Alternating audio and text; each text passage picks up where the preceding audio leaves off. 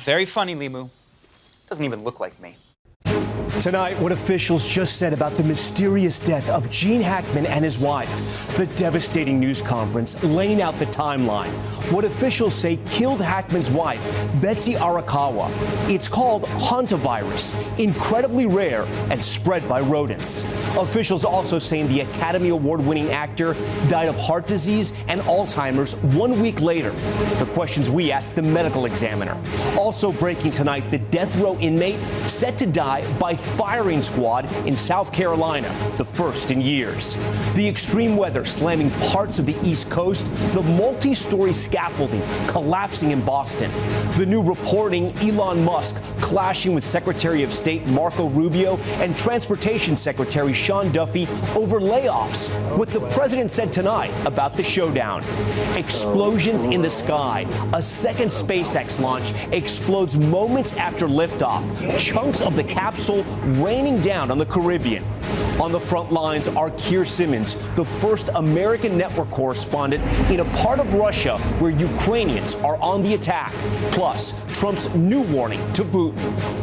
You did not kill a soul. Absolutely not. You didn't do any of those things you've been convicted of doing. Correct. Convicted killer Lori Vallow Daybell speaks out in her first TV interview to Dateline's Keith Morrison, what she told him about her blockbuster case. This is NBC Nightly News with Lester Holt. And good evening. I'm Tom Llamas in for Lester. Tonight, as we come on the air, the medical examiner in New Mexico sharing stunning new details in the death of Gene Hackman and his wife. Betsy Arakawa, now thought to have died from a very rare infection spread by rodents known as hantavirus. Gene Hackman believed to have died a week later in that same house of heart failure and Alzheimer's. Investigators laying out a detailed timeline of the Hackman's last days, including final emails and surveillance from a shopping trip on February 11th. Liz Kreutz starts us off from Santa Fe with more on the mystery revealed. Tonight, authorities announcing legendary actor Gene Hackman died of heart disease complicated by advanced Alzheimer's. The 95-year-old alone for several days after his wife Betsy Arakawa died first in their Santa Fe home. I can tell you that he was in an advanced state of Alzheimer's, and it's quite possible that he was not aware that she was deceased. The medical investigator saying an autopsy shows 65-year-old Arakawa died of hantavirus, an infection spread by contact with rodent droppings that can be deadly in roughly 40% of cases as fluid builds up in the lungs. A person can die very quickly without medical treatment. Officials laying out a timeline saying the last known sighting and communication from Arakawa was February 11th when she was running errands, picking up groceries and dog food before returning home and was not heard from since. Numerous emails were unopened on her computer on February 11th. There was no additional outgoing communication from her or known activity after February 11th.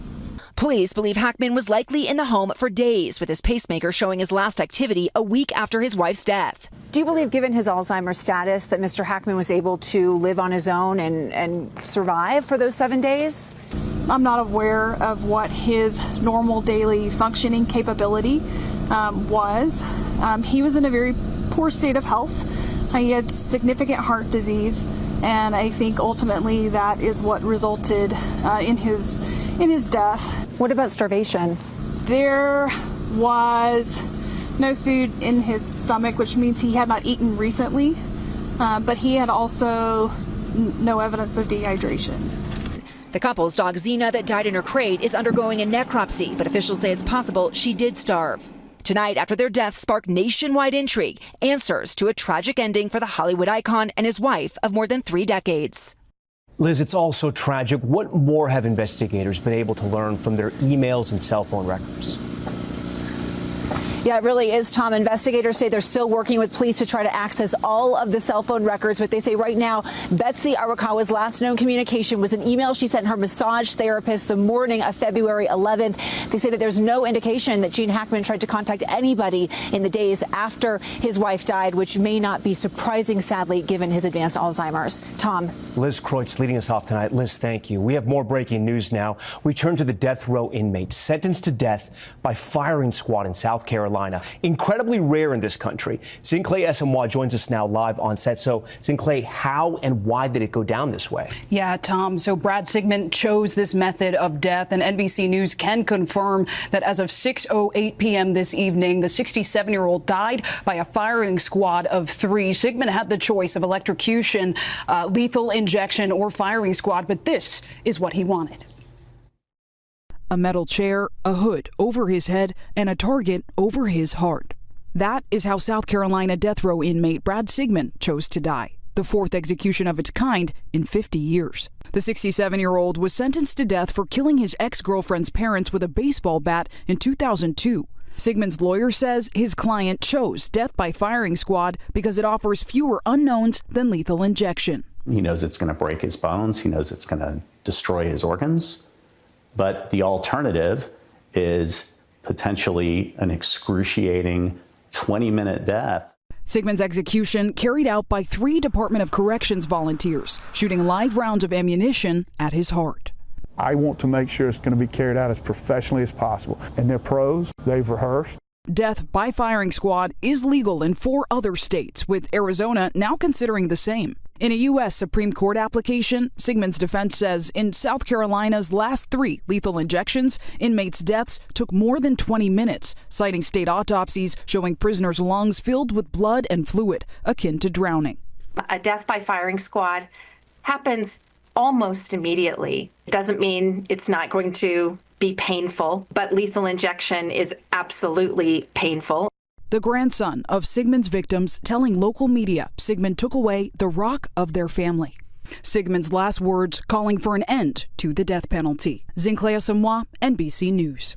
We want to turn to that dangerous weather situation across the Northeast now. 13 million at risk for high winds.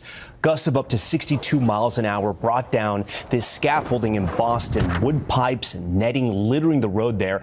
And not far away in Connecticut, an enormous tree you see here crashing onto a mail truck. Luckily, no one was injured. Okay, now to our new reporting on the drama surrounding Elon Musk and his Department of Government Efficiency, DOGE. At a contentious meeting where the world's richest man clashed with members of President Trump's cabinet, Gabe Gutierrez reports.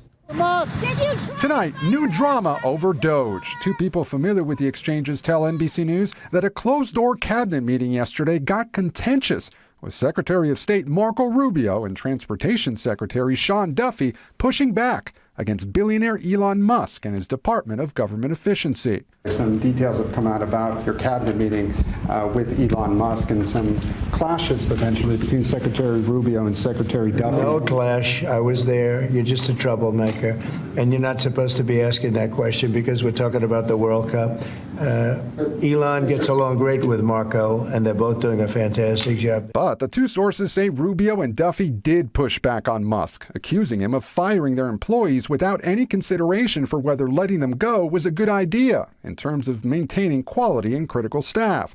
Just yesterday, President Trump placed new limits on Musk's downsizing, saying cabinet secretaries will now be in charge, using a scalpel instead of a hatchet. I don't want to see a big cut where a lot of good people are cut. Musk recently huddled with congressional Republicans. We're making good progress. Many supporting his mission to slash the federal bureaucracy. I think Elon Musk is a rock star.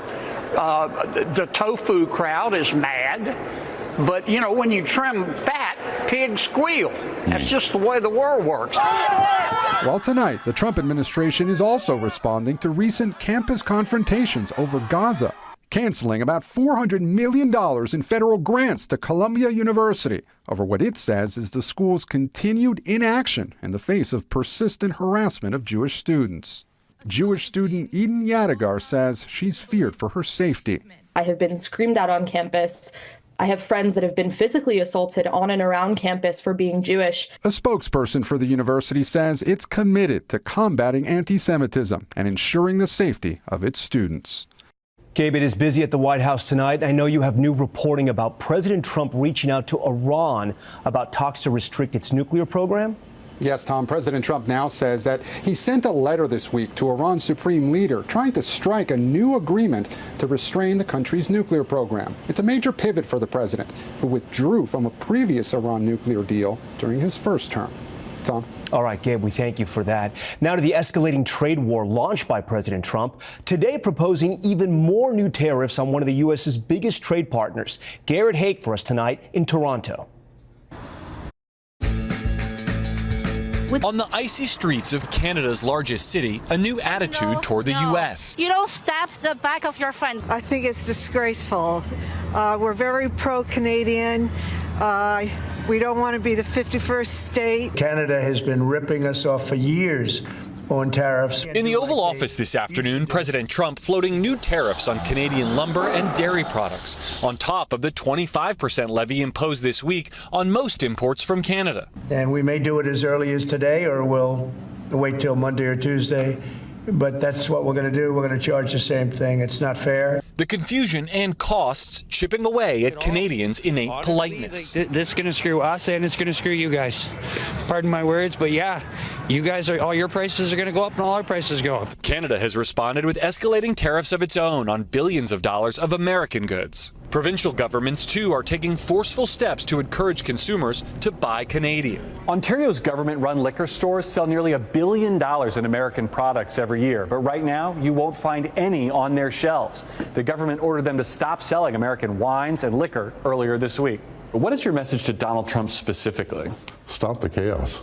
Ontario's Premier Doug Ford even threatened to cut off Canadian electricity sold across the border, which powers some 1.5 million homes and businesses in New York, Minnesota, and Michigan. That's the last thing I want to do. But President Trump is trying to destroy our country. And today, the Canadian government launched a $5 billion fund to help businesses navigate the tariffs and find new markets for their exports, suggesting Canada doesn't see a truce in this trade war anytime soon. Tom? Garrett Haake for us on assignment. Garrett, thank you. We head overseas now to Russia. President Trump tonight with a new warning to Putin that he's strongly considering sanctions unless there's a ceasefire. All as we're getting a rare look from the front lines inside of Russia from our Keir Simmons. Hours after Ukraine officials say a Russian missile struck a hotel, killing 4 people, President Trump with a new threat to Russian President Putin, posting Russia is absolutely pounding Ukraine and that he's strongly considering large-scale banking sanctions and tariffs on Russia until a peace deal is reached. I'm finding it more difficult, frankly, to deal with Ukraine. It may be easier dealing with Russia, which is surprising because they have all the cards. I mean, they're bombing the hell out of them right now. And I put a statement in, a very strong statement. Can't do that. Here in Russia, it does not seem like ending the war will be easy, where it's now become a fact of life. In the Russian city of Kursk, air raid sirens are ignored.